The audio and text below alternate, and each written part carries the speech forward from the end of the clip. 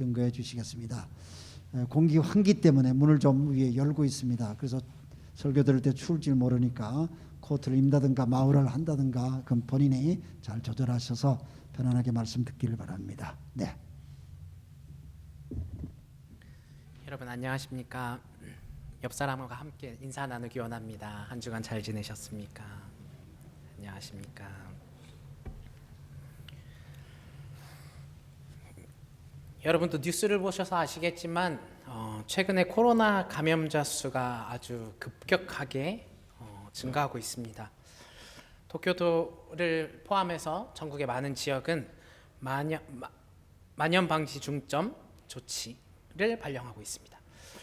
뭐 아시는 분은 아시겠지만 도쿄가 어떠한 기준으로 만연 방지 중점 조치를 내렸는가 하면 병원에 입원한 사람의 비율이 병원 병실의 20%에 달하면 만연 방지 중점 조치를 내린다고 합니다. 그리고 50%까지 달하면 그때는 긴급 사태 선언을 내린다고 합니다. 이렇게 도쿄도는 어쩌면 이대로 증가하다 보면 이번 주에 병원에 입원한 사람의 그 비율이 100%가 되지 않을까라는 논의도 하고 있다고 합니다. 근데 동경이 이렇게 기준으로 세우고 있는 입원율, 사람들이 얼마나 입원하고 있는가, 그에 따라서 만연방지 조치를 내릴 것인지 긴급 사태를 선언할 것인지, 이것은 뭐에 가치 기준을 두고 내려진 판단일까요? 아시는 분은 아시겠지만 생명을 기준으로 하는 판단입니다. 너무 빨리 제한을 걸면 국민의 생명에 함께 연관되는 생활이나 경제가 제대로 돌아가지 않게 돼서, 그래서 어떻게든 최대한 경제를 돌릴 수 있는 만큼 사람을 이동합니다. 그리고 국민이 이쯤 되면 진짜 안 되겠다 싶을 수 있는 동의가 이루어질 쯤을 계산해서 제한을 둡니다. 사실 실제로 통계를 보면 코로나 감염에 된 사람이 아니더라도 많은 환경에 의해서 코로나 이 시대 때문에, 코로나가 만연하고 있는 이 시대 때문에 많은 사람들이 괴로워하고 있다고 합니다. 많은 사람들은 코로나 때문에 직장을 잃고, 어쩌면 또 밖을 나가지 못하기 때문에, 자녀가 학교를 가지 못하기 때문에 아주 곤란한 상황들이 일어나고 있습니다. 그리고 실제로 자살하는 사람의 비율이 굉장히 급격하게 늘어났습니다. 또 요즘에 화두가 되고 있는 건 이러한 환경 때문에 집안에 있는 자녀를 학대하는 이러한 고동물에 대한 학대가 또 굉장히 대두되고 있습니다. 그렇다고 이렇게 경제만 중시할 수는 없죠. 어떻게든 또 감염이 막 늘어나는 걸 제한을 해야 돼요. 너무 늦게 제한을 하게 되면 경제는 둘째치고 사람들이 다 감염이 돼서 꼭 필요한 곳에 일해야 되는 사람까지 감염되게 됩니다. 예를 들면 의사나 구청 같은 데서 일하는 사람이 감염되면 사회가 스톱이 돼버려요. 그렇기 때문에 더 이상 감염이 나오면 안 되니까 이쯤에서는 어떻게든 조치를 해야겠다, 이쯤에서는 어떻게든 사람이 못 움직이게 해야겠다라는 제안을 내립니다. 즉 나라가 생각하는 모든 가치 판단의 기준은 무엇보다 국민의 생명입니다. 한 사람이라도 더 많은 생명을 잃지 않도록, 한 사람이라도 더 많은 목숨을 지키기 위해서 생각하는 방법 중에 이쯤에서 경제를 우선할 것인지, 이쯤에서 감염 확대를 방지할 것인지, 이 양쪽에서 비율을 재서 선택을 하는 게 국가가 선택하는 가치 판단 기준입니다.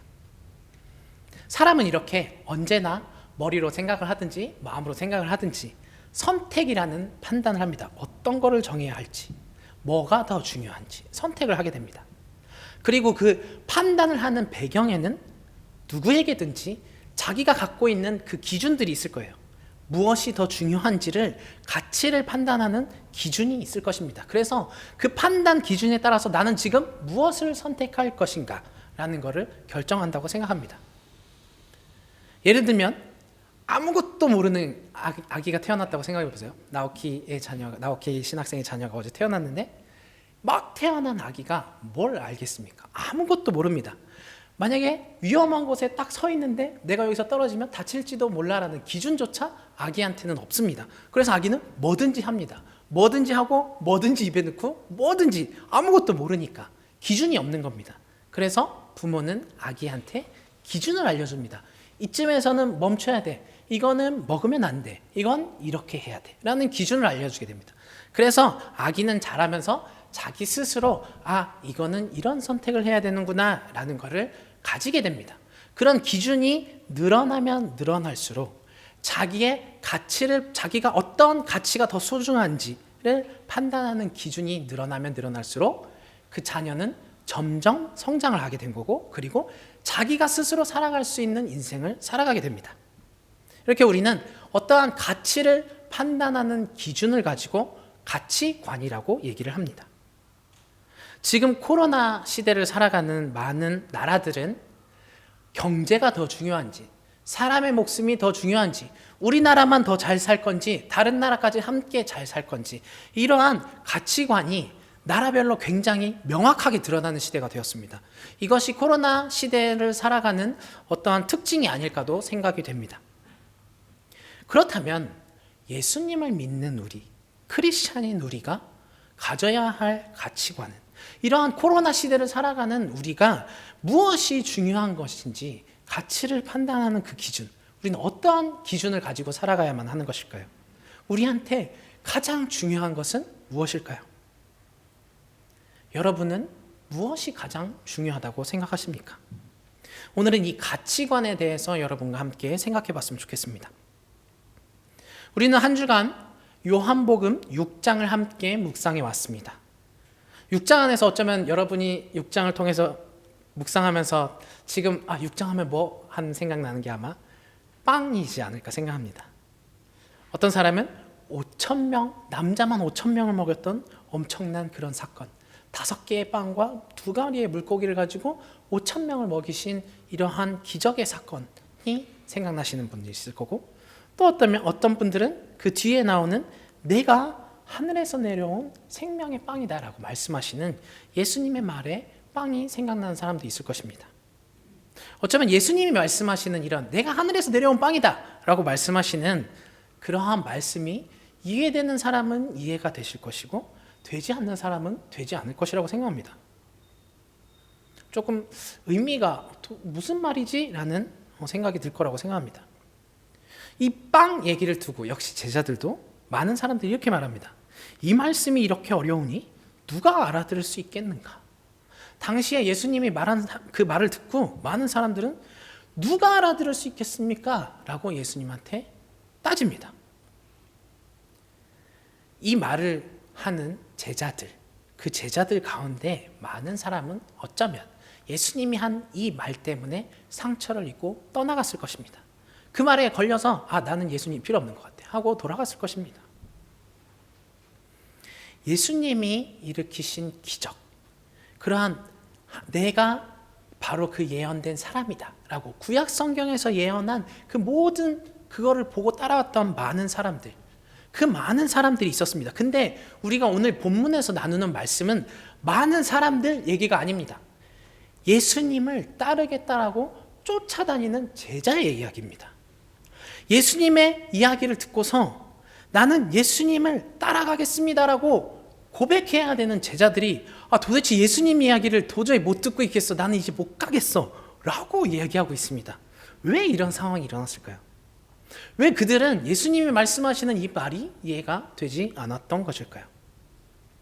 그것은 예수님이 말씀하시는 대답이 그들이 원했던 대답이 아니었기 때문입니다.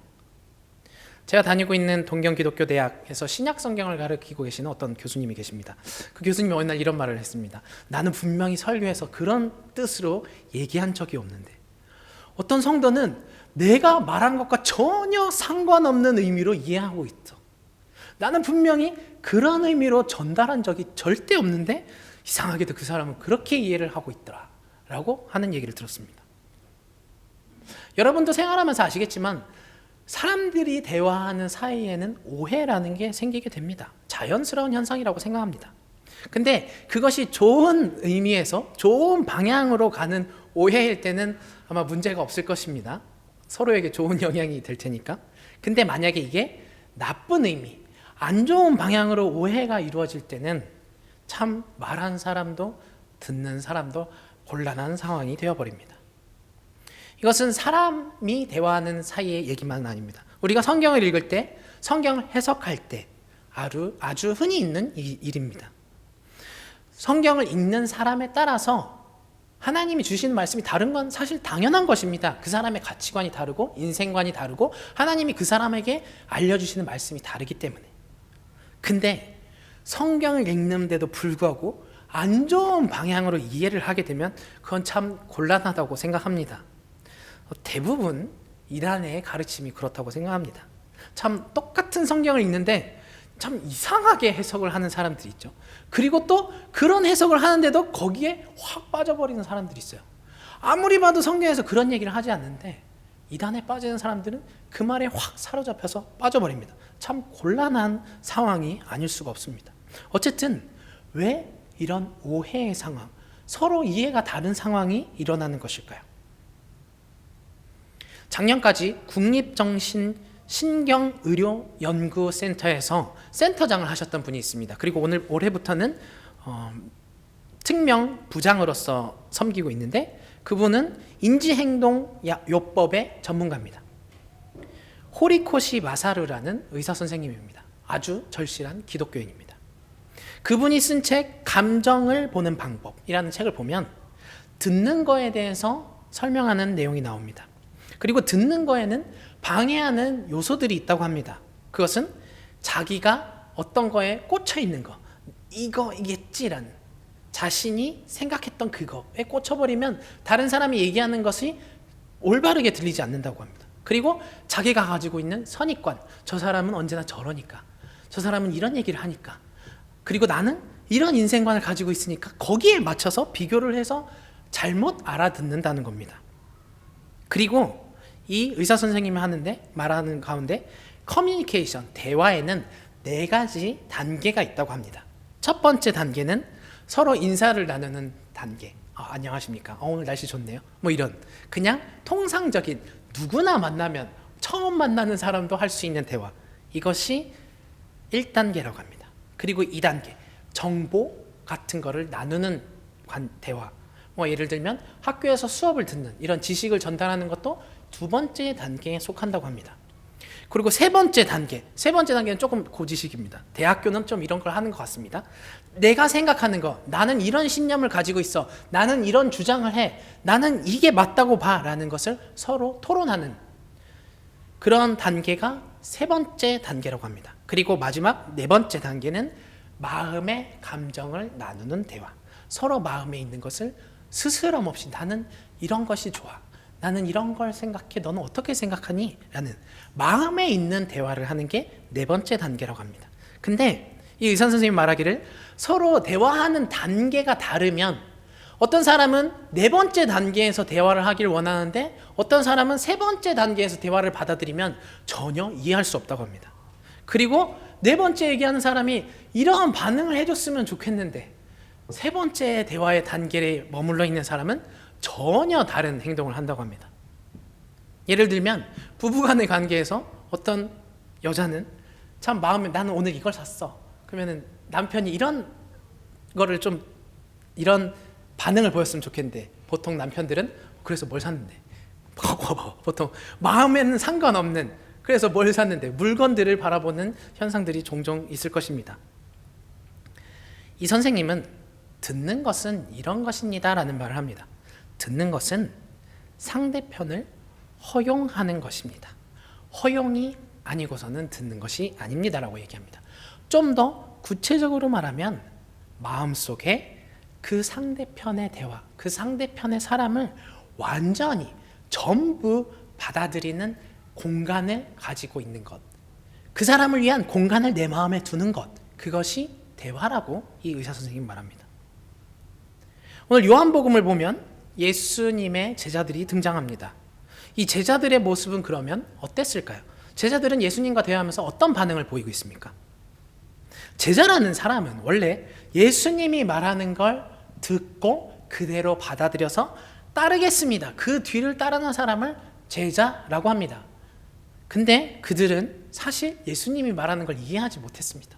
왜냐하면 그들의 마음속에 이미 정해놓은 대답이 있었기 때문입니다. 그들의 마음속에는 이미 선입관이 있었습니다. 예수라는 사람이라면 이런 사람이어야 돼. 성경이 말하는 사람이라면 이런 사람이어야 돼. 라는 선입관이 있었기 때문에, 그런 선입견 때문에 그들은 예수님을 있는 그대로 받아들일 수 없었던 것입니다. 자기들이 가지고 있는 주의, 어떤 이런 주의 저런 주의, 자기들이 가지고 있는 생각, 그런 것들한테 예수님은 맞는 사람인지 아닌 사람인지 대보고 판단하고 있었던 것입니다. 그랬더니 그들이 한 반응은, 야, 나는 저 사람을 이해할 수가 없어 라고 했던 반응입니다. 예수님은 성경은 이렇게 말합니다. 성경은 이런 주의입니다. 율법은 이런 의미를 가지고 있습니다. 나는 이런 주장을 합니다. 라는 걸 사람들에게 말씀하신 것이 아닙니다. 나는 너희들을 구원하고 싶어. 나는 너희들이 상처받은 그 마음, 죄 때문에 얼룩진 그 마음, 그걸 나는 치료하러 온 사람이야.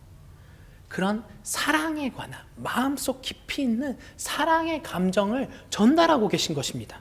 근데 그와 반대로 제자들은 예수님과는 전혀 다른 대화를 하고 있었던 것입니다. 그들은 토론을 하고 있었던 것입니다. 예수님하고 대화의 단계가 전혀 맞지 않았던 것입니다. 그들은 예수님을 허용하려고 했던 것이 아니라, 있는 그대로 마음속에 받아들이려고 했던 것이 아니라, 기준에 맞춰서 어떤 사람인지 대조하고 있었던 것입니다. 좀 더 구체적으로 말하자면, 아까 그 의사 선생님의 이야기를 들어서 말하자면, 그들의 마음속에 예수님을 그대로 완전히 받아들일 수 있는 공간이 없었던 것입니다. 그럼 왜 그들한테는, 예수님의 제자라고 하는 사람들한테 왜 마음속에 예수님을 받아들일 수 있는 공간이 없었던 것일까요? 그들한테는 이미 조금 전에도 말씀드렸듯이 자기들이 원했던 대답, 이 사람이어야 돼 라는 그 사람을 받아들이려고 준비해 놓은 공간이 있었기 때문에, 이거에 맞지 않아 자기들이 비교했던, 자기들이 판단했던 사람이 아니고서는 받아들일 수가 없었던 거예요. 예수님을 그대로 받아들일 수 있는 공간이 필요했는데, 자기들이 원했던 사람들이 그 공간 때문에 더 이상 예수님이 들어올 공간이 없었던 거예요. 그러면 그 사람들은 어떤 사람을 원했을까요? 유대 사람들은 나라를 잃었습니다. 그들은 자유를 빼앗겼습니다. 유대 사람이라는 이름으로 살아가는 것에 지쳐 있었습니다. 이스라엘이라는 나라를 갖고 싶었습니다. 그렇기 때문에 그들은 나라를 원했습니다. 자유를 원했습니다.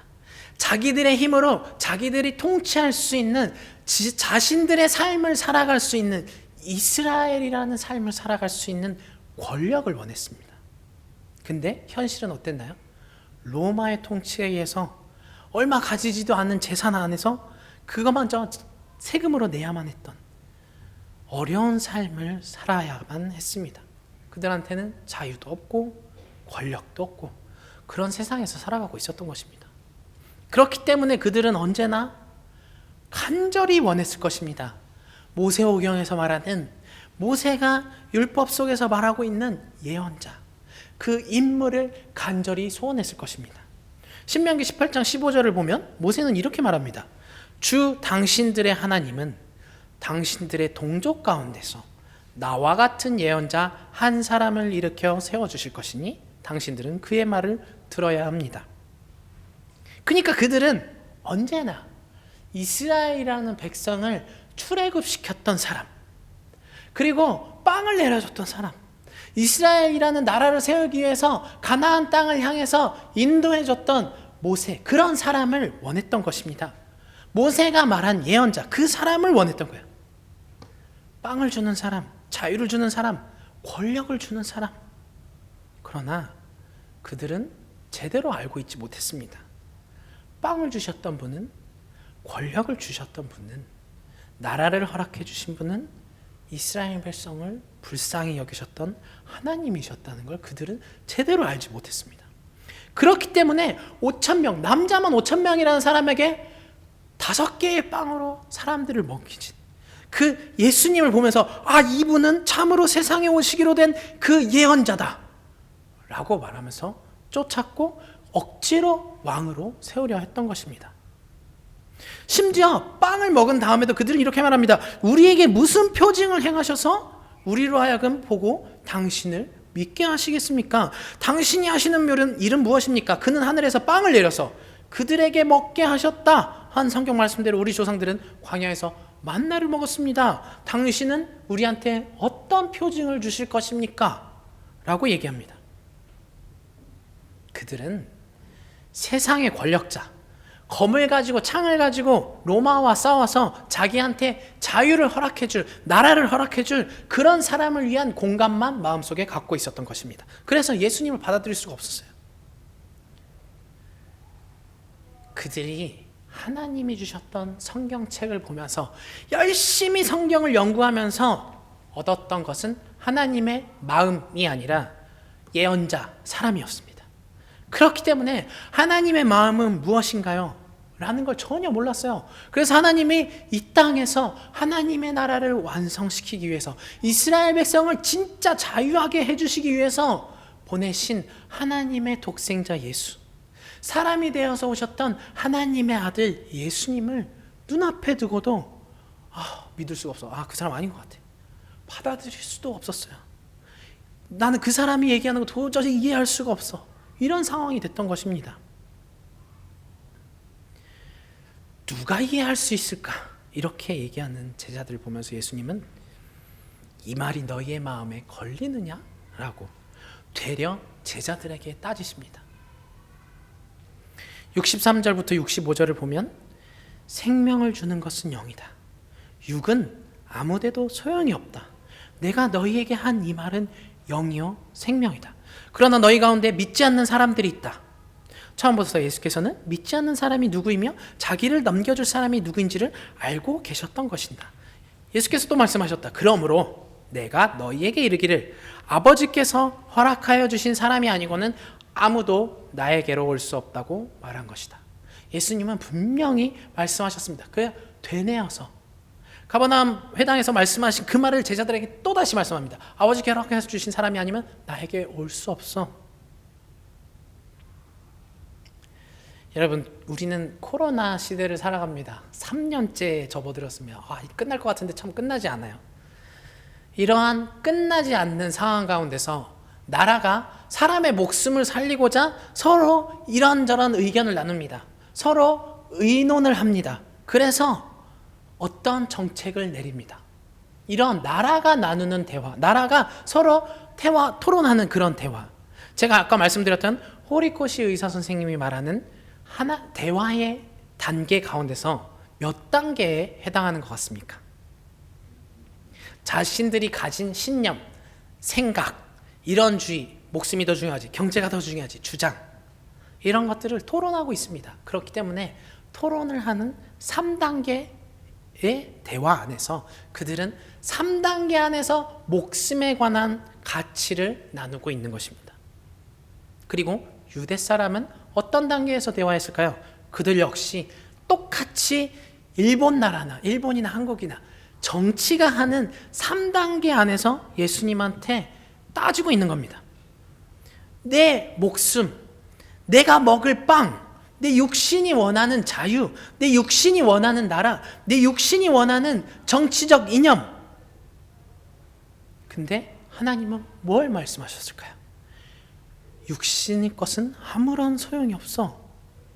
영혼의 생명, 마음으로부터 우러나는 신앙, 육의 것이 아니라 진짜 생명, 영혼의 자유, 이러한 가치 판단 기준으로 예수님은 제자들한테 말씀하신 것입니다. 그리고 진짜 하나님의 나라가 이 땅에 임할 거야 라고, 너네가 원했던 나라가 이곳에 임할 거야 라고 하나님 나라의 도래에 대해서 예수님은 선언을 하고 계셨습니다. 즉 예수님은 마음속으로부터의 대화, 나는 너를 사랑해, 내 마음은 너한테 이런 대화를 하고 있어 라는 4번째 단계의 대화를 하고 계신 것입니다. 제자들은 3번째 단계, 예수님은 4번째 단계. 그러니까 아까 의사 선생님이 말하는 대로 그들은 전혀 그들이 원했던 대답이 아니었기 때문에 예수님이 말하는 깊은 대화에서는 상처를 입어버린 거예요. 그렇지만 여기에는 아주 감춰진 귀한 비밀이 숨겨져 있습니다. 오직 하나님만 하시는 비밀이 숨겨져 있습니다. 65절에서 말씀하시는 아버지께서 허락하여 주신 사람이 아니고는 아무도 나에게도 올 수 없다 라는 비밀입니다. 예수님은 이미 그 안에서 누가 믿는 사람인지, 누가 나를 넘겨줄 사람인지를 알고 계셨다고 요한은 증거하고 있습니다. 그리고 예수님은 아버지께서 내게 주신 사람이 아니곤 나한테 올 수 없다라고 말합니다. 즉 예수님을 믿는 신앙, 이 신앙은 하나님이 너네한테 주는 거야 라는 것을 알려주고 계신 것입니다. 그렇기 때문에 하나님이 주신 신앙이 없던 사람들은, 이 제자 가운데서 많은 사람들이 하나님이 주신 신앙이 없었기 때문에 떠나갔습니다. 그리고 더 이상 예수님과 함께 다니려고도 하지 않았습니다. 신학에서는 이렇게 하나님만 아는 미래의 것, 어떤 사람만이 구원을 얻는가, 이러한 구원에 관한 그런 것을 예정론이라고 말합니다. 하나님이 예정하신 생명이 아니고서는 아무도 예수님을 믿을 수도 없고 구원받을 수도 없다는, 오직 선택받은 사람만 구원을 얻을 수 있다는 것이 예정론입니다. 그리고 사람이 믿는 신앙까지도 하나님이 다 주관하시는 거니까 거기에는 당연히 하나님의 주권에 관한 것과 사람의 자유에 대한 토론까지 함께 이루어집니다. 이게 예정론입니다. 아메리카의 복음주의 신학교, 꽤 유명한 명문인 트리니티 신학교라는 곳이 있습니다. 거기에서 성경이나 조직신학을 가르치는 존 파인버그라는 교수가 있습니다. 그 교수는 이 예정론에 대해서 이렇게 설명을 합니다. 예를 들면 교실에 선생님과 학생이 있습니다. 그리고 이 선생님은 이 학생이 밖을 나가게 하고 싶어. 그러면 세 가지 방법이 있을 것입니다. 첫 번째는 선생이 학생을 힘으로 들어 올려서 밖으로 던지는 방법. 학생은 어떻게 할 수가 없어요. 힘에서 아주 그냥 밖으로 던져졌으니까. 두 번째는 협박을 합니다. 총을 갖고 온다든지 칼을 갖고 온다든지, 네가 안 나가면 너는 분명히 여기서 어떻게든 될 거야. 안 나가면 안 돼. 라는 협박하는 방법. 그리고 세 번째는 강제가 아닌, 학생이 나가고 싶어, 내가 나가야겠다라는 마음이 들도록 밖에 나가면 너한테 어떠한 이득이 있을 거야 라는 그런 조건을 제시하는 세 가지 방법이 있을 것이라고 합니다. 첫 번째 방법은 분명 학생은 피해자입니다. 자기의 의지와 의도와 전혀 상관없이 나가기 싫었지만 밖을 나가게 돼버렸습니다. 두 번째 방법 역시 학생은 자기의 의지와는 상관없이 나갔습니다만 자기가 생각해서 나갔습니다. 근데 책임은 없을 것입니다. 협박받았으니까. 그리고 세 번째 방법, 선생님이 생각했던 의지대로 학생은 밖을 나갔습니다. 근데 선생님이 어떻게 너 억지로 나가게 한 게 아니라 나는 나가고 싶어요 라고 스스로 나가게 했다는 겁니다. 그렇지만 자신의 의지로 나갔지만 여기에는 분명히 선생님의 의도가 그대로 실현이 된 것입니다. 하나님 역시 전능한 주권자입니다. 사람의 마음을 움직이는 것 간단한 일일 것입니다. 사람에게 자유도 허락해 주셨습니다. 그러니까 우리는 자유합니다. 근데 혹시 이 예화에서 말하듯 선생님이 학생한테 아무런 조건도 제시하지 않았다면, 나가도 아무런 이득이 없다는, 그랬다면 학생은 과연 나갔을까요? 아무런 행동도 하지 않았을 것입니다. 그 자리에 그대로 있었을 것입니다. 이렇게 예를 든 예화였지만 만약에 학생이 밖을 나가는 과정, 이것이 신앙이라면, 저 문을 통과하는 것이 구원의 문이라면 하나님은 하나님의 의도대로, 계획대로 사람에게 신앙을 허락하신 게 됩니다. 그리고 그 사람은 구원을 얻은 게 됩니다. 이렇게 하나님의 예정과 사람의 자유, 주권, 하나님의 주권, 사람의 자유, 이런 거를 예정론에서는 얘기를 합니다. 근데 성경에서는 이렇게 말합니다. 에베소서 1장 11절을 보면 하나님은 그리스도 안에서 우리를 상속자로 삼으셨습니다. 이것은 모든 것을 자기의 원하시는 뜻대로 행하시는 분의 계획에 따라 미리 정해진 일입니다. 하나님은 예수님 안에서 계획대로 하나님이 원하셨던 목적에 맞춰서 처음부터 예정되어 있던 대로 사람을 구원하십니다. 그렇기 때문에 우리는 구원을 얻은 것입니다. 즉 제가 처음에 말씀드렸던 대로 갓 태어난 아기는 아무것도 모릅니다. 뭐가 옳은지도 모릅니다. 기준이 없습니다. 그래서 부모는 그 자녀를 가르칩니다. 그래서 그는 가치관이라는 게 형성이 돼서 자기의 삶을 살아가게 됩니다. 똑같이 신앙이 없던, 신앙의 아기 같았던 우리에게도 영의 아버지이신 하나님은 그 계획 안에서 우리한테 조금씩 알려주시는 것입니다.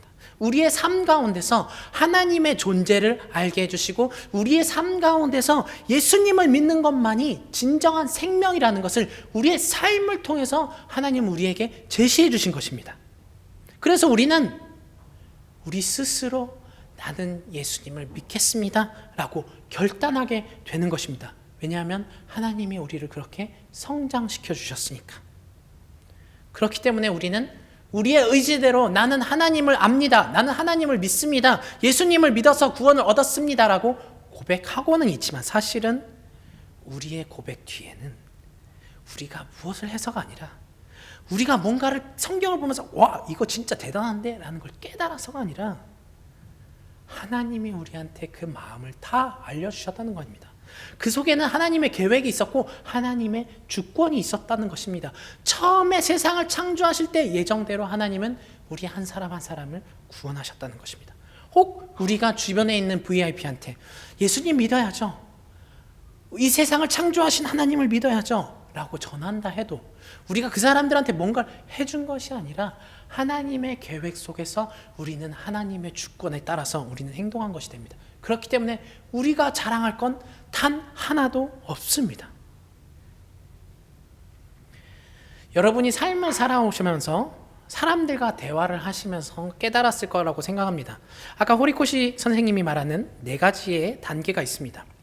근데 이 4번째 마음을 나누는 단계가 되는 관계라면 서로 허심탄회하게 마음속에 있는 것까지 스스럼 없이 나눌 수 있는 단계라면 인사, 지식을 나누는 것, 그리고 서로 토론을 하는 것 당연히 가능하다고 생각합니다. 근데 만약에 토론만 할 수 있는 관계라면 마음을 허심탄회하게 터놓고 얘기할 수 있을까요? 아니요, 저는 어렵다고 봅니다. 혹시 인사만 나누는 관계의 사람이 갑자기 어느 날 딱 다짜고짜가지고 나는 이런 걸 주장하는데 라고 한다면 저 사람 뭐야? 라고 분명히 조금 머뭇거리게 될 것입니다. 우리와 하나님의 관계는 어떻습니까? 예수님은 지금 우리한테 4번째 단계, 나는 너희를 사랑해 라는 4번째 마음속 깊은 곳에서의 단계의 대화를 나누고자 우리한테 말씀을 하고 계시는 것 같습니다. 그렇지만 이 예수님이 하시는 4번째 단계라는 건 좀 전에도 말씀드렸듯이 예수님은, 하나님은 우리한테 1부터 3까지의 대화도 당연히 너랑 할 거야 라는 전제가 있습니다. 너랑 인사도 하고 너한테 지혜도 알려주고 너한테 생활에 관한 모든 것도 너와 함께 대화하고 나눌 거야, 네가 원하는 것도 함께 나눌 거야 라는 전제가 당연히 깔려 있는 것입니다. 아니요, 하나님은 오히려 말씀하기 전에 다 알고 계십니다. 보십시오. 6장만 봐도 사람들한테 생명의 빵 예수님을 알려주시기 전에 이미 사람들이 배고픈 걸 알고 먼저 육신의 빵을 먼저 주셨습니다. 배가 부르게 해주셨습니다. 사람들이 빵 주세요 하지 않았습니다. 예수님은 이미 알고 빵을 주셨습니다. 근데 나는 진짜 생명이야, 나를 믿어 라고 4번째 마음속의 대화를 하고 계신 것입니다. 여러분은 하나님이 아니라 여러분이 진짜 사랑하는 사람, 자녀, 사랑하는 부부관계, 애인관계라면 토론만 하고 만족하실 수 있을까요? 아무도 그런 사람 없다고 생각합니다. 자식이 그냥 학교 갔다 와서 엄마 나 오늘 학교 갔다 왔어요, 학교에서 이런 걸 배웠어요 하고 만족할 수 있는 부모 있을까요? 나는 오늘 이런 걸 배웠는데 오늘 이런 걸 깨달았어요, 아 이런 거 진짜 신기한 것 같아요. 그렇게 마음속에 있는 것까지 얘기하길 원하는 것이 부모의 마음이라고 생각합니다. 당연히 사람이라면 4번째 단계를 대화하고 싶어 할 것입니다. 그렇다면 우리가 하나님과의 관계에서 우리는 육신의 것을 하나님한테 얘기해야 될까요? 영혼의 것을 하나님한테 얘기해야 될까요?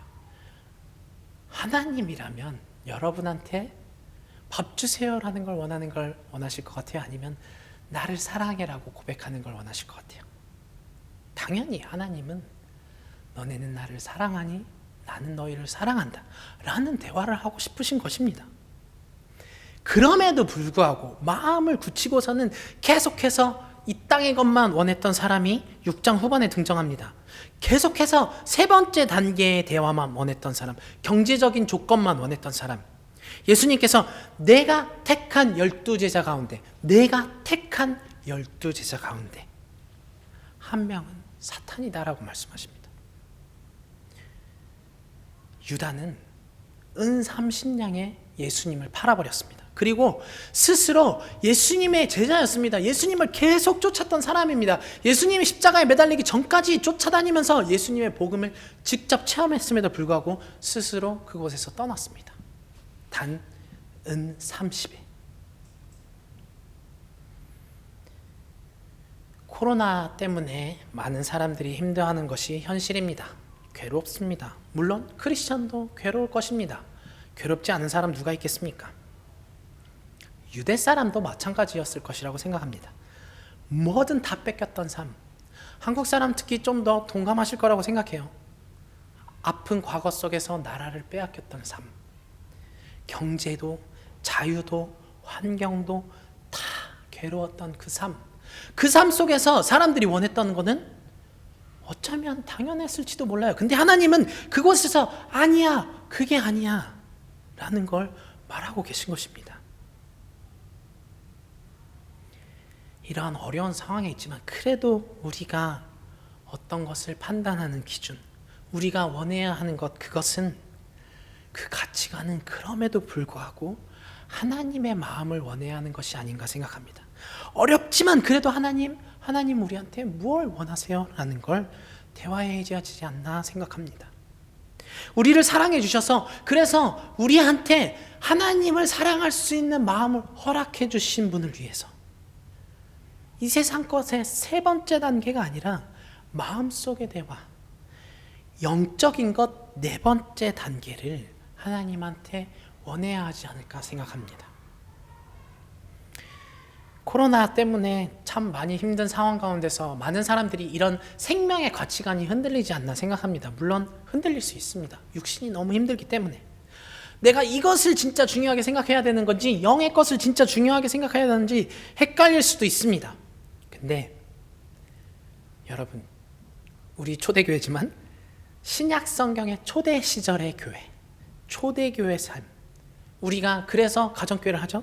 그 초대교회 시대에도 그리고 종교개혁 시대에도 우리는 개신교입니다. 개신교를 믿는 사람들은 가톨릭이 아니라 종교개혁 시대에 일어난 개신교를 믿고 있습니다. 이 두 시대에 똑같이 일어났던 것이 감염병이었습니다.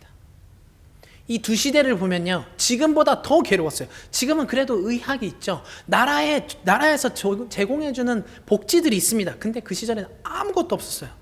그럼에도 불구하고 그러한 어려웠던 시절, 초대교회 시절과 종교개혁 시절에도 똑같이 감염병이 있었는데 그 시대에 일어났었던 것은 다름이 아니라 하나님 나라의 확장이었습니다. 초대교회가 성장했던 근원, 종교개혁이 확실하게 이루어졌었던 그 배경에는 아주 극심한 감염병으로 고통받았던 역사가 있습니다.